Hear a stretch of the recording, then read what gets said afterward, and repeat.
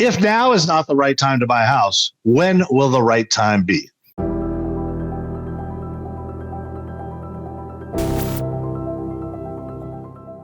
Welcome, one and all, to the Wise Agent Society's National Real Estate News, episode 18, I think. We're getting up there on our episodes, still fairly new, but we're doing these shows twice a week, so we're pushing up 40 episodes altogether. Today, we have one of my favorite guests who's come on a couple times with us, I think, so far, Mr. Aaron Gordon, the lender extraordinaire out of Las Vegas, Nevada. He's also licensed in a lot of other places. You might remind us where that is. And he's a good friend of mine and just a wealth of knowledge. He's also TikTok famous and a few other social media famouses. Just he's on all that stuff, putting out great content for everybody. So make sure you check him out. Aaron, thank you for joining us today. How are you, buddy? Thanks for having me, Shay. Always fun to be here. And I would give you the list of states I'm licensed in, but it's a little bit long now. So just call me and we'll figure out where to place you. How's that sound? That's a good idea. Primarily my business is Nevada and California. So Nevada and California is about 90% of what I do. There you go. But if you need help with wherever, Aaron can point you in the right direction. So absolutely. And if I'm not licensed there, I'm always happy to help as well. So for the agents that are listening in, or even lenders listening in, if you're struggling on a transaction, I'm always happy to provide free advice. So I've been doing this 22 years now and seen pretty much everything, and done a ton of loans and managed a ton of loans and had a lot of people working for me through the years. And so I've seen most scenarios, and I can pretty much almost always help you navigate a difficult situation. Yep. That's what I love about you. You've been a great resource for me and my agents on my teams over the years. And that's what I've talked about a lot of times on my show, is that the people I have on to these shows are excellent teachers and mentors and people that are coming from contribution and are more than happy to share information. So if I usually volunteer it for people. You did it up front, so I didn't have to do it for you. And I'm like, hey, give us a call anytime you have questions about things. So, holy shit, I don't know about you, but it's like, for me, it's like my favorite part of the job. I like putting together puzzles. I like hearing a situation that I may not even have heard before. It helps me learn. It helps me grow. It helps me be better. And so yeah, regardless of if I'm on the transaction or you're on the transaction or it's in a different state or whatever, always happy to help because it helps us become better at what we do as well. So, yep. No, I'm on the same page. One of my favorite things about this whole job is problem solving and, thinking outside the box and overcoming challenges. The day to day, everything's good and, repetitive. I don't like any of that stuff. So yeah, that's the grind part. Yeah. We thrive in the adversity and challenges. So yeah. I'm really happy to have you on here today. Thanks for jumping in short notice. We didn't have a guest lined up today, and Aaron's always a solid to help us out when we're in a bind. It's better than just hearing me talk. I talk all the time on these shows, and I prefer to have somebody else on there with some new perspective. So thanks for coming on short notice. My pleasure. Yeah, so we'll talk about. Okay. Well, yeah, I was going to say, well, first of all, for people that maybe haven't seen this and maybe this is their first time seeing, we could just talk real quickly about how we know each other and then kind of how long you've been in the business. We'll give a little, synopsis there. So you and I have just been friends, and we started in Las Vegas when I started, whatever that was now, 10 or 11 years ago, as a realtor in Las Vegas. And I couldn't tell you, do you remember the first time we met? You know what? I think the first we had exchanged texts and stuff like that. And the first time we met, we went to a lunch at it was a restaurant. Something bees, honey bees, honey salt. Honey salt in Summerlin. Yeah, honey salt in Summerlin. Yeah, I remember that lunch. Yeah, and that were maximizing search engine optimization and really capturing a ton of leads off the internet, whereas most agents were paying for those leads. You were building that stuff organically, Shay, which was back then unheard of, and like to the tune of, I can't remember, you'll have to remind me, I think it was like hundreds of leads a week, 600 a month. Wow. Yeah. Yeah. That was yeah. So you broke up there for just a second. You froze for just a hot second. I don't know why. But you had said something that when we first met that I was doing search engine optimization. I think that's what you're basically saying. Yeah, you were one of the first people that I knew in the entire industry doing search engine optimization. I mean, the agents were buying leads. Nobody was doing it organically. And you were just so comfortable in that organic space that scared everybody else. It was inspirational, to meet you back then, because you were doing something that nobody else was doing. Or they were, I don't want to say they weren't doing it. They were trying to do it. They weren't doing it successfully like you were doing it. Yeah, I was kind of hitting it from two ways, and thank you for bringing that up. I kind of forgot about that. It's fun to remember kind of where you came from, because I remember. I thought that was a smart way to do it. I've always been how can you make money when you're doing other things? So you can put that stuff into place, and that stuff's working and bringing in business. But I did that two ways. So I had an assistant that I paid to put in search engine optimization content into my website, which was a free website that I got from Keller Williams, which was market leader.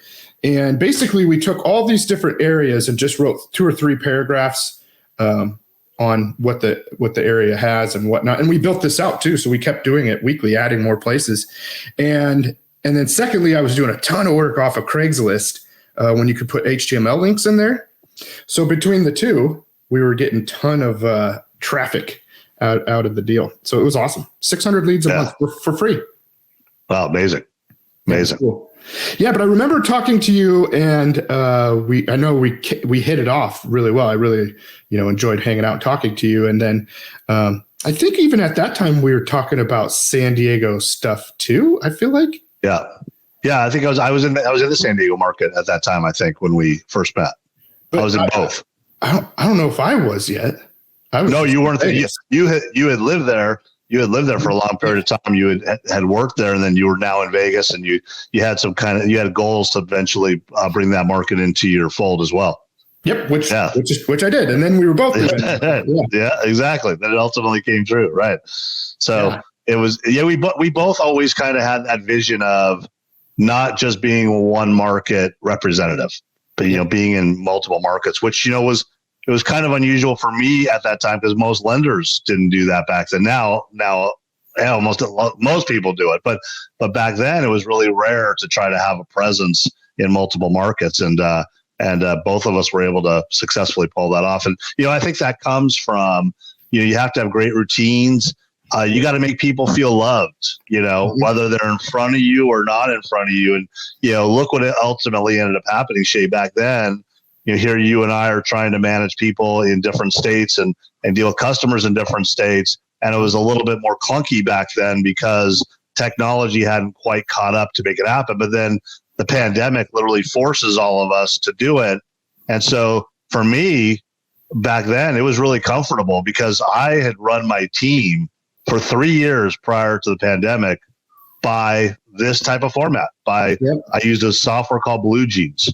And we would meet daily by Blue Jeans, which is now Zoom. Zoom has taken over. I don't even know if Blue Jeans is still around, but I've never heard of it. Zoom. Yeah, it's just a Zoom. It's just like Zoom. And so, but I was running team meetings and meeting customers by Blue Jeans, and so then when the pandemic hit, and everybody was forced to do it, me and the team were really comfortable. In fact, those first 3 months, I'd say Guild Mortgage, where I work, rolled us out in front of the nation 2 or 3 times to kind of talk to people about how do you execute in a world where you're probably not going to have customers come into your office. And so, today it's very rare when somebody wants to come to our office electively, and so they're just busy, and we can do a lot of stuff online. And we're a little bit different in the lending space than you guys are, because you guys still got to get people in your car and show them homes. And most people aren't going to buy a home without having physically gone inside. Some people do,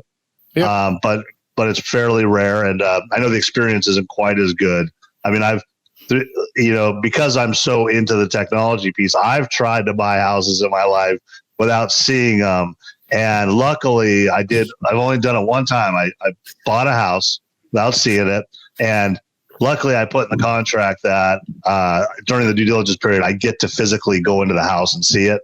Mm-hmm. And when I did it, it was not the right idea. And so I realized at that moment that pictures are a lot different than walking through a house, right? And it doesn't matter if it's video, because in that case, not only had I seen a bunch of pictures, but my agent had also used video and walked me through the house. But still, there's nothing like being inside the house to know how you feel. And, really, what it kind of did too, Shay, it just, what we do is so unique.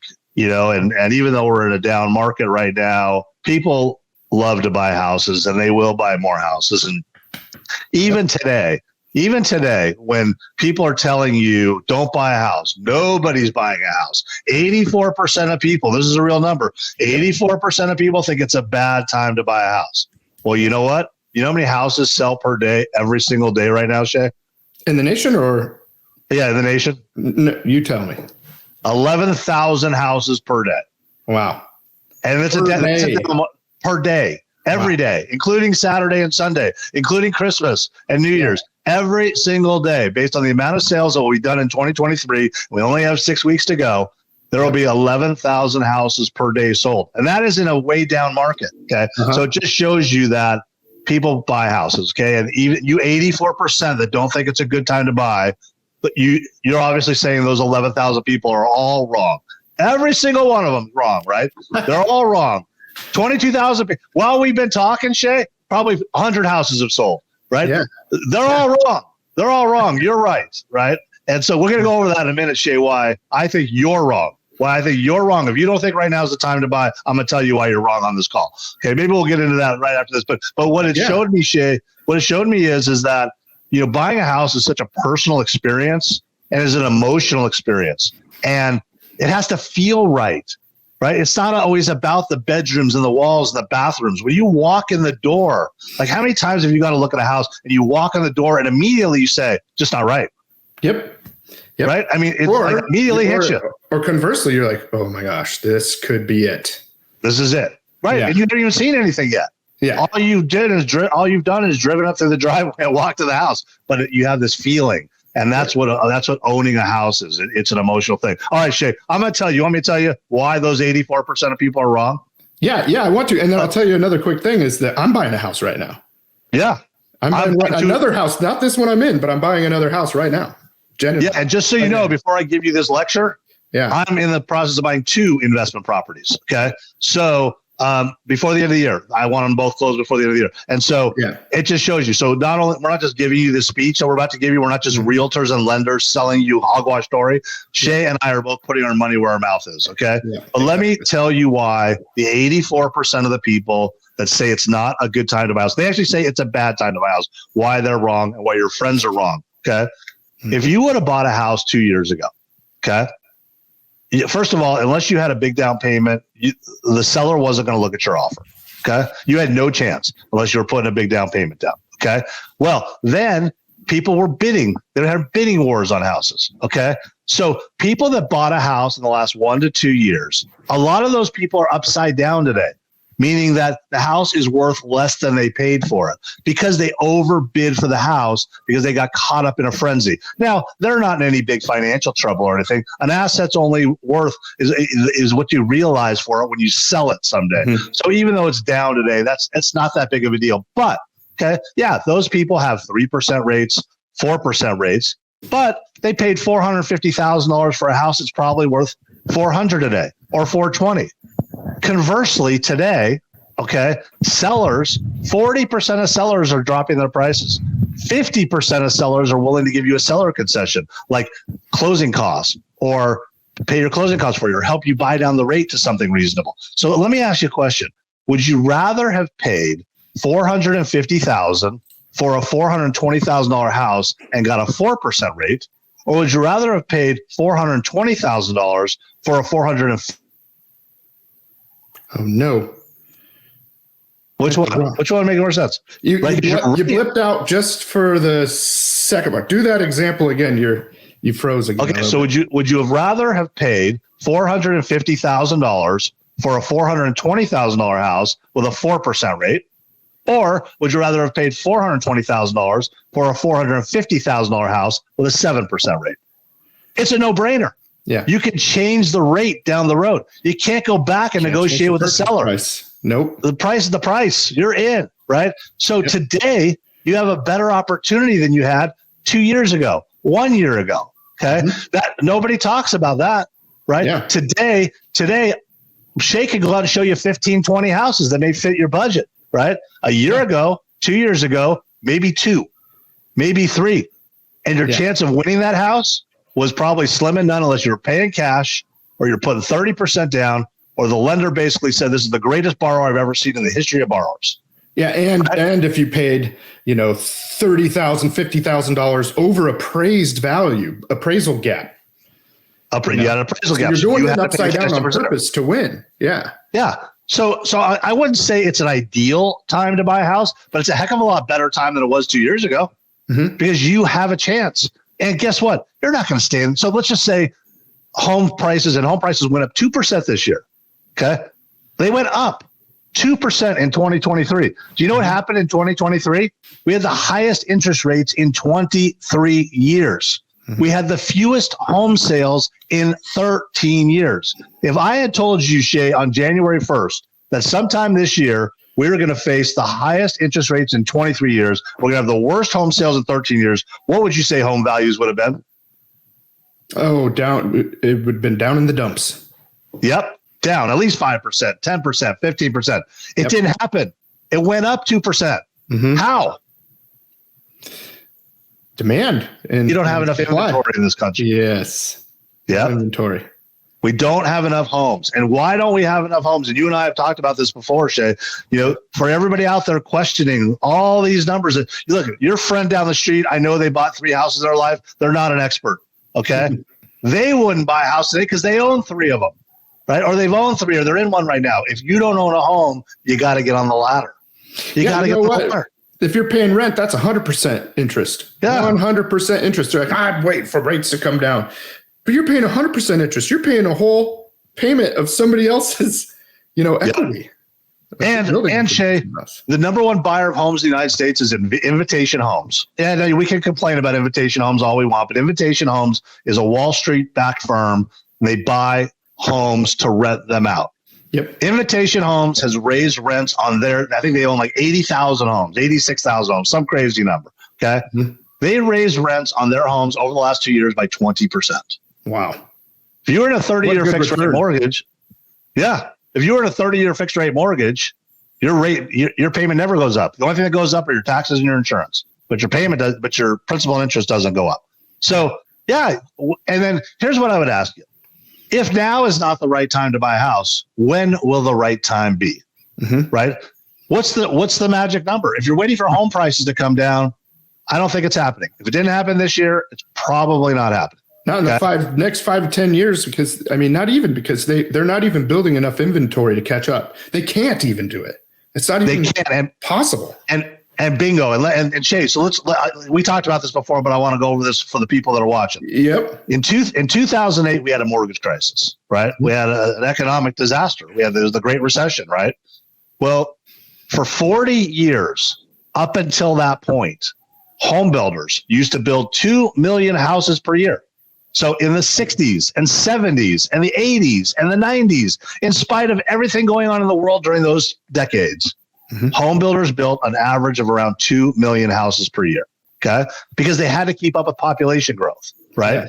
Yeah. Yep. 2008 came and they said, whoa. They almost all went out of business. The biggest Wall Street firms in the world were going out of business. We had an economic disaster worldwide, right? Yep. Pretty much created by us in the mortgage business, right? But so home builders said, you know what? We're not going to build spec homes anymore. And what spec homes was, if they bought a plot of land, they'd go build 15 houses without any sales. They would just open up a sales office and say, hey, we're going to sell 15. And so they'd sell 15. And as soon as they sold 5 of those first 15, they'd build another 15. And they just kept building on speculation, right? Well, in 2008, after they all got crushed, they said, you know what? No more speculation.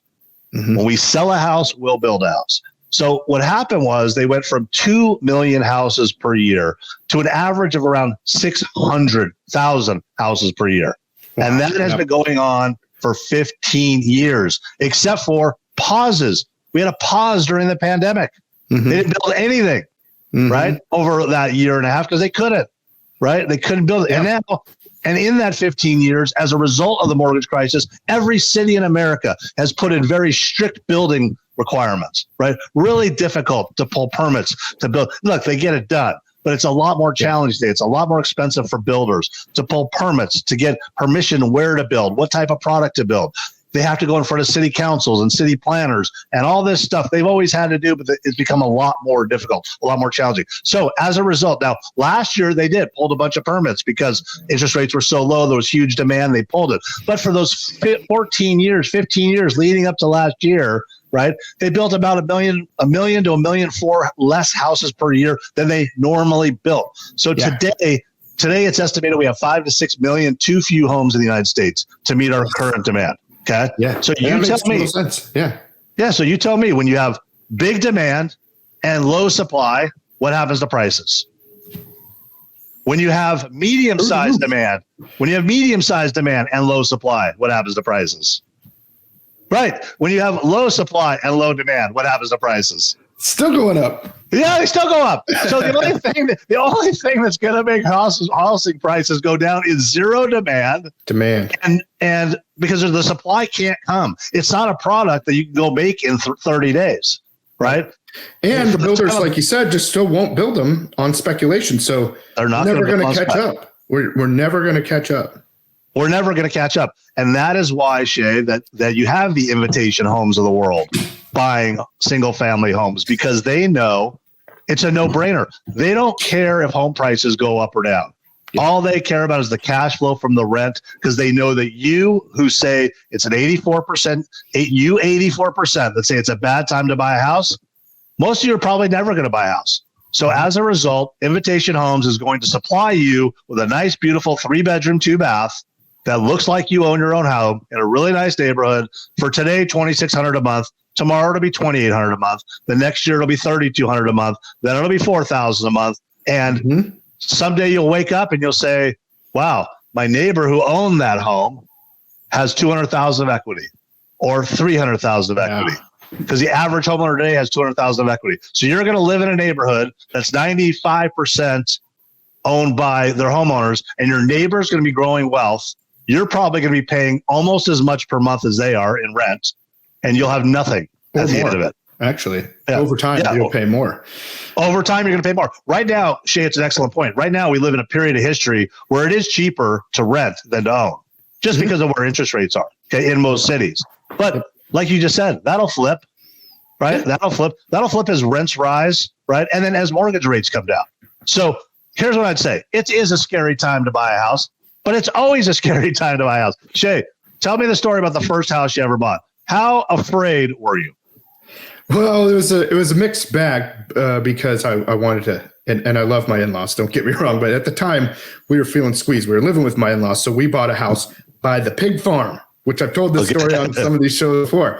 So people don't know about the pig farm in Las Vegas, but there was a pig farm in North Las Vegas. It's not there anymore, but we bought this house there for $50 a square foot. It was like an 8-year-old house, and I bought it for $135,000. But yeah, we were nervous. And you know what else too? And I was new in real estate. No, it was right before real estate. So I was a trucker. I was a truck driver before that. I had my own trucking company. But anyway, it was 5.75% interest rate. And I didn't think twice about it. I was like, cool, make it 8. I don't care. Like I want to buy a house. Yeah. So it was exciting, but also it was, there's a lot of anxiety with, well, now what do you do? And then we had to do fixes on the house. Not a lot. Yep. Just a lot of sweat equity just right away. And it was awesome. So I love. So what I love that he said that he did was he bought in an area that not a lot of people would have loved to buy in, because the pig farm, there was a big stink around the pig farm. Yep. Right? There was a smell. Such a good deal. But it did stink bad. And so Shay, not happy. continue. The real estate business didn't stop because you're not buying a house. There's opportunity out there. Look, the opportunity, if you live in Las Vegas, may not be to buy in Summerlin or buy in Green Valley. Sure. Right. I mean, that you could be priced out. Start somewhere. But all of us were priced out at some point. Start somewhere. Start in a condo. Yeah, you may not love condos, but get on the ladder. Get on the real estate ladder of building equity in something and owning something for yourself. I don't care if it's a 1-bedroom condo and you have a family of 4 and you got to squeeze in there. Guess what? A lot of people did it. We used to have things called tenements in this country, right? So, you got to start somewhere. And whether it means a condo or whether it means more rural or whether it means convincing your boss to let you work remote and go buy in a city like Shay has a home in Iowa. The prices in Iowa are not the same prices they are in Las Vegas. Okay. The prices in Oklahoma and Missouri and other states like that are not like they are in Las Vegas. You can go somewhere and you look, I don't want to live in Missouri, Aaron. You know what? Go for a few years, build some equity. You're making an investment in yourself. It's temporary, right? And so get on the ladder, build some equity, come back into the market. You know, Shay, I mean, one of the most frustrating things in San Diego was always, probably for you too, is we'd get these first-time home buyers where they're getting like $100,000 gift from mom and dad or a $200,000 gift from mom and dad, and they couldn't afford a house because the average price is like $800,000. And they both make maybe $100,000 each, the two people. Yeah, they're right. They're making $200,000 combined. Yeah, they have amazing jobs. They have $100,000 to $200,000 in gift from parents, and they can't find an affordable house. So the advice was always, you know, there's some towns about an hour away. Yep. Right. You may have to start there, or a condo. Marietta, those are good starting places. They're starting by, and your commute's going to suck, right? Your commute's going to suck. But think about this: the average homeowner today has $200,000. Mm-hmm. Right. So if you're not getting on the ladder, you got to get on the ladder. Yep. Yeah, no. So I started with the pig farm house. That was our first house we bought. And, we've moved. We're going on 21 moves now when we finish this one. But so we've moved a lot of times. And, we've lived in Del Mar in a multi-million-dollar house, so we started in the pig farm. Then we got up to the most expensive, one of the top 3 expensive areas in San Diego. So the point there is get started somewhere and keep working your way up. That's what it is. You got to get started somewhere. That's it. So Frank put in the chat, that was his first, he's an amazing guild loan officer. Thank you, Frank, for chiming in. But so same thing with me, Frank. My first house was, I think, 13.5% interest rate. Okay. It was $130,000 loan. My total payment was like $1,400 a month. I still don't know how I afforded it. I was making like $6-7 an hour. And my ex-wife was making about the same. And I still don't know how we afforded that house. But I mean, that's an excellent point. Excellent point. And the first one's always going to be scary because you'll feel like you're biting off more than you can chew. You always do that first time. But what I think is always amazing. And look, I've been associated with tens of thousands of loans in my life. First-time home buyers almost always tell me a year later, wow, that was a lot easier than I thought it was going to be. Mm-hmm. The number looks huge until they change their life around it. Because a lot of stuff changes when you go from a 1-bedroom apartment to a 3-bedroom house. You start to meet your neighbors. You start to do different stuff socially. Your kids. Maintenance. Yeah, you change your life around your home. And it's not for the worse, it's for the better because you're creating wealth and then you're creating community and you have pride in your home. And there's so much more that goes into it. Shay, you're too young, but when I first started in the business in early 2000s, there was no talk of home appreciation. It was not the way we used to sell the product was you get to paint your walls and you get to actually get a tax write-off every year. Mm-hmm. And that's the benefit of home ownership. There was no 200,000. My first home, and Frank, chime in here on yours. My first home, I think I paid $140,000 for it. I sold it 6 years later for $165,000. Yep. At $25,000 over 6 years. And by the time I paid agents commissions, I didn't make anything. I mean, and so, but that was the way we used to do it. But I did have a little bit extra money because I had my down payment money that my parents had gifted me, and I had a little bit extra from my 165, and I bought, like you said, then I bought the next house that was in like 270 range, and then the next one, which is like the 600 range, and then it just keeps going, and that's how you build the wealth. Yep. And you know what? Here's a cool perspective that I didn't think of or know about, or I don't know. It just hit me one day, is that new home buyers out there, if they're in an area that they can actually afford to buy a house, they don't know any different. They don't know what prices used to be. They don't know what interest rates used to be. Now, I do have some a military couple that are great people. There's people are telling them this is a terrible time to buy. You know, the interest rates are just too high and this and that. And I'm like, well, let's talk about it. It depends on your financial situation. Everybody's different. I'm not just going to say that it's automatically a good time to buy, but there's opportunity here. And I want to tell them, and I will, I'll go over that with them. But my point is that for people, and also if you think about how much, well, gas isn't maybe the craziest it's ever been right now. But anyway, just the cost of goods in general.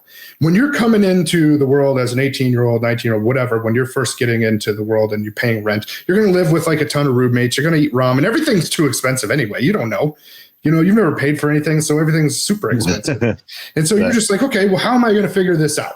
You know, so you just figure it out, right? You go get a job that probably starts higher than what your parents started when they started a job. And so everything just is the way it is for the new people.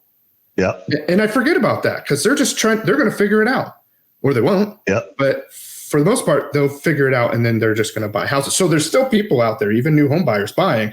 Now, maybe not in every market and maybe not, you know, San Diego is just one of the toughest ones. So that's it's impossible. Kind of a bad example.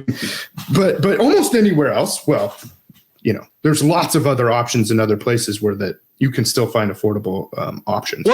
Well, and if you're in Las Vegas or any market, right, go on Zillow, do homes under 250,000, under 300,000. You're going to see a lot of homes. Oh, yeah. Now, what you're going to say to yourself is, oh, that neighborhood sucks, or that one's too small, or that's whatever. But guess what? Those are affordable homes. Yep. You can afford that home. Now, you know, you got to make a decision. You got to go drive the house. You got to go look at the house. But, you know, that may be the answer. Maybe the answer is buy one of those as an investment. Maybe you don't have to buy a house in your neighborhood or in your city. You can buy a house in Ohio or Michigan or somewhere else and live where you're living. And that's a good way to start building equity and get in the game. Totally. I mean, Shay, I told you that I'm trying to buy 2 investment homes before the end of the year. One of the markets I'm looking in is Nashville, Tennessee, because Nashville has there's a lot of people hot moving there. There's a lot of homes under $300,000 not in downtown Nashville, but in the surrounding areas. The rents have stayed up on those homes. Those homes will cash flow with 25% down. You're not going to make a killing, but if you can break even where today's rates are, right, and then knowing that there'll be a refinance, because right now sellers in Nashville are willing to make deals, right? Mm-hmm. They weren't a year ago. A year ago, try to get an investment home in Nashville a year ago. You were going to be in a bidding war, right? And you're going to lose on the cash flow basis every month, right? Today, you have an opportunity. 100%. So Barbara Corcoran? How do you say your last name? Corcoran? Yep. Corcoran. She had posted something about, in the next, when rates come down, they will at some point, we don't know exactly when, even though there's some speculation, maybe even as soon as April, right? I think that you and I were talking about that. And what's going to happen to home prices when rates go down in the 5s?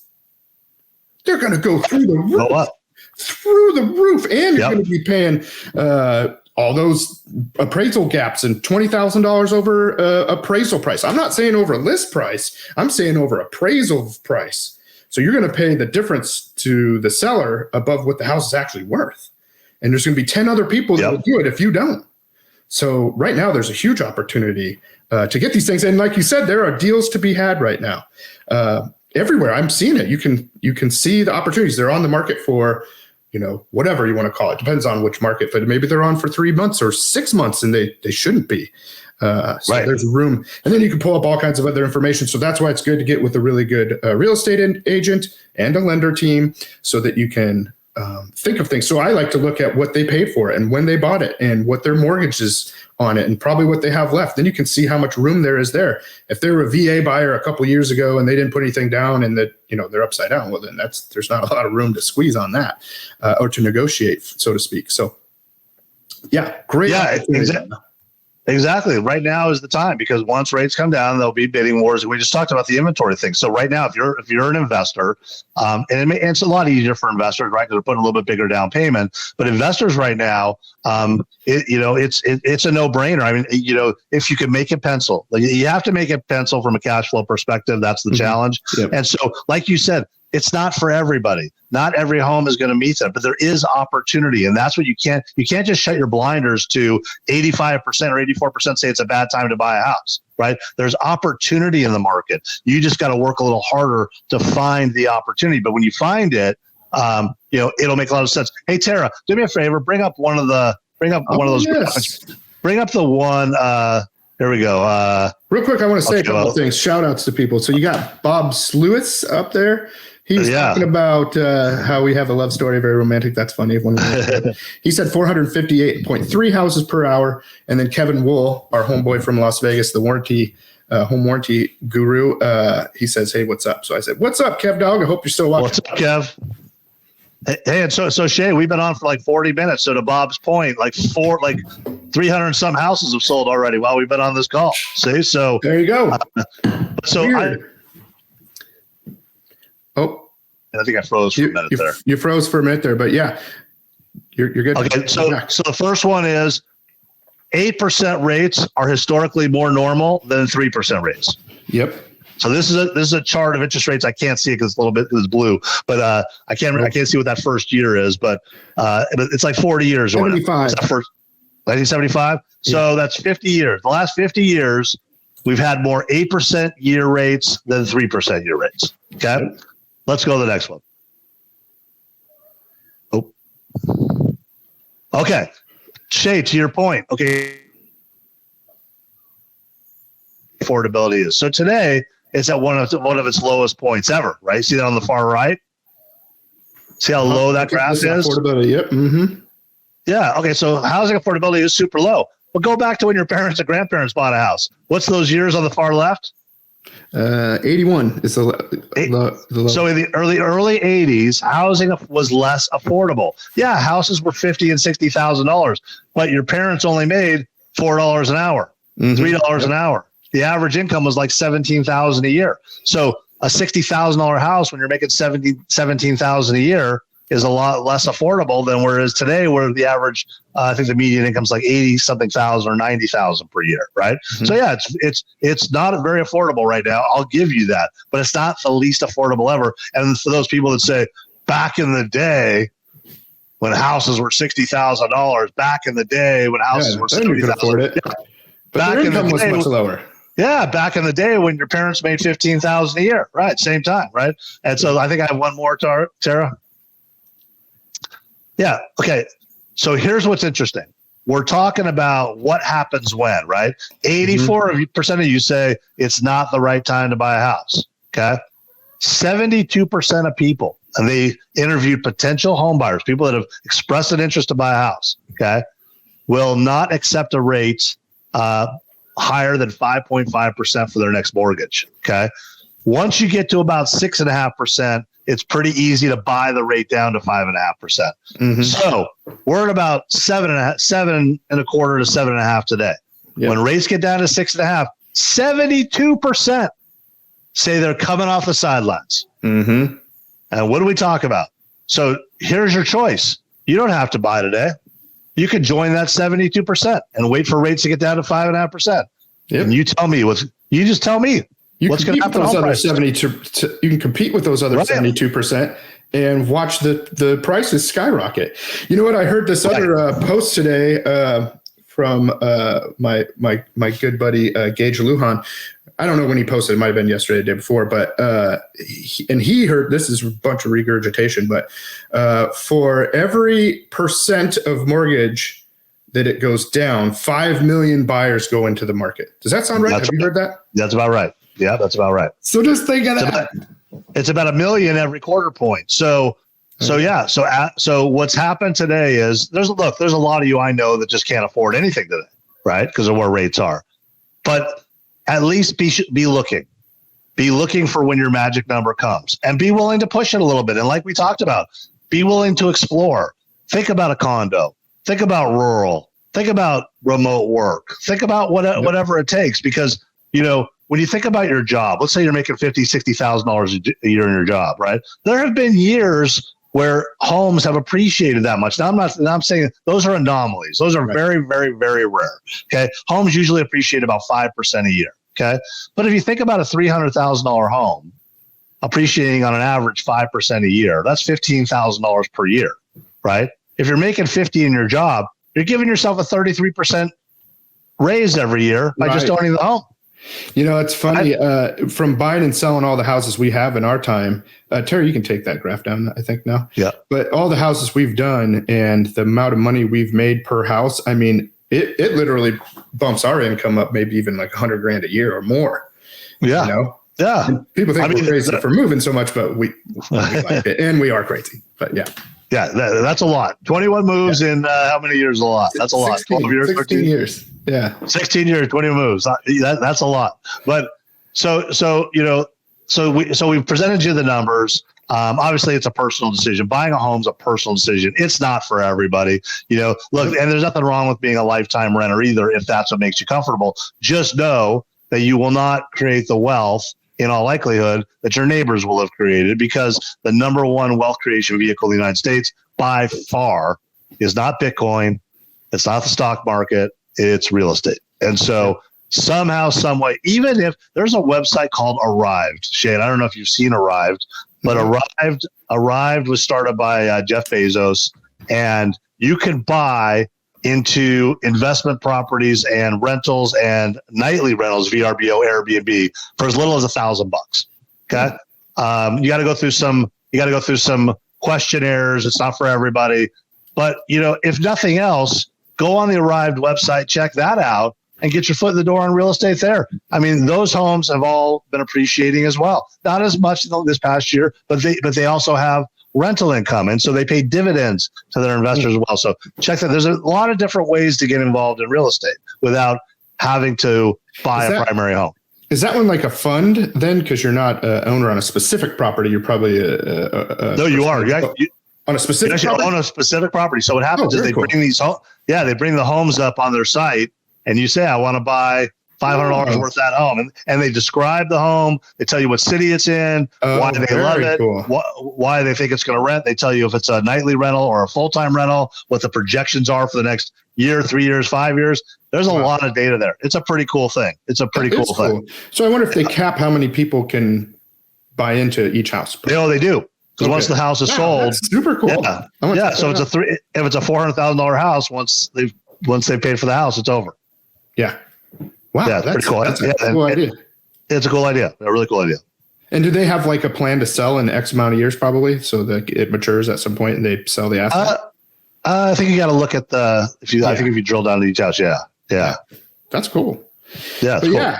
So definitely, so many opportunities out there for everybody, and I think the key is to start having the conversation with your trusted real estate agent and your trusted lender. And if you don't have a trusted lender, talk to your trusted real estate agent. They will have a trusted lender to talk to. And if those of you that are out there watching that don't have either one, and you're not in my state or Aaron's state or areas, just reach out to us. I have people all over the country. I interview agents all over the country on these shows. I have trusted advisors and colleagues and associates all over, and I know Aaron does too. So between the two of us, we have you covered, and we can just talk over your scenario. I think it's smart to talk about it, and we're not going to just tell you to do it. We're going to talk about your scenario and tell you what we think would be our advice for you to do, and then we're going to just help you make the best decision for you and your family. We're not here to just sell houses or sell loans. We're here to just help people achieve whatever it is they want to do and wherever they want to go. So you can trust that that'll happen when you talk to either one of us. Yeah, Shay, and I think that's the biggest takeaway today, right? We're not telling you to go buy a house. What we're telling you is understand the opportunity, look for the opportunity, understand where you are on the opportunity. So yeah, call an agent, call a lender, look, if they try to force you to buy a house and they're too pushy, then move on to the next one. Yeah. Just tell them, hey, you know what? My plan is to buy a house sometime in the next 1 to 3 years. Mm-hmm. Okay? I'm in no rush, but I just watched these guys and they said I should. I said how many people we talk to on a daily basis that don't think they could buy a house, but they could buy a house today very easily.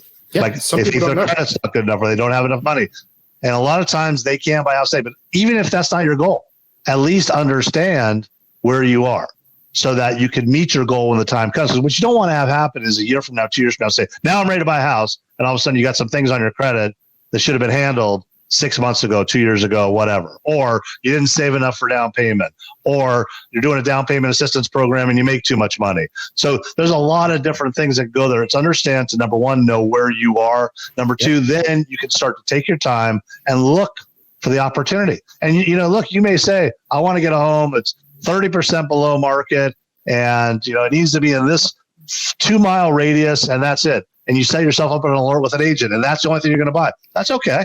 Yeah. Because over a few year period, maybe it pops up. I would suggest you open your buy box up higher than that. But if that's your goal, at least know your goal and know where you are position wise to meet that goal. Yeah. And so that's stuff that you could go over. And basically, I think what you're saying is formulate a plan. It doesn't have to be a plan for the next 3 months. It doesn't have to be a plan for the next 6 months. It can be a plan for now and 3 years, whatever makes sense. I've talked to lots of people where we formulate a plan and we talk about it and we go through, we know what they're going to be doing job wise or what they plan to do. And sometimes that changes, but sometimes it goes the way they say. And, 2, 3, even 4 years later is when we do business. So It's about forming the plan and moving forward as such. I think we covered a lot of great stuff here today. As always, really appreciate you coming on to share your wisdom and your insight. And, thanks for coming on, man, as usual. My pleasure, man. Anytime. Love it. And thanks for coming on such short notice. That was super helpful. So reach out to either one of us if you need anything. Aaron's information is at the bottom of the screen scrolling there. He's happy to help you with all of your home loan needs and questions. And he also can just give you some insight. Like this guy is seriously, digesting so much news and national overall economic news in every way, but mostly pertaining to loans and real estate. So he's happy to share information. Follow his channel. So he's on TikTok, Instagram, Facebook. Do you have stuff posted anywhere else? No, TikTok and Instagram at Aaron Knows Home Loans. And what's your OnlyFans handle? I'll put that in the private chat. Oh, that's secret. Yeah. Okay. No, always a pleasure, Aaron. Thanks so much, buddy. Have a great day. And we'll see you all soon. Catch you next week on Tuesdays and Thursdays at 11 a.m. Central Time or 9 a.m. Pacific Time. Take care, everybody. Thanks, Shay.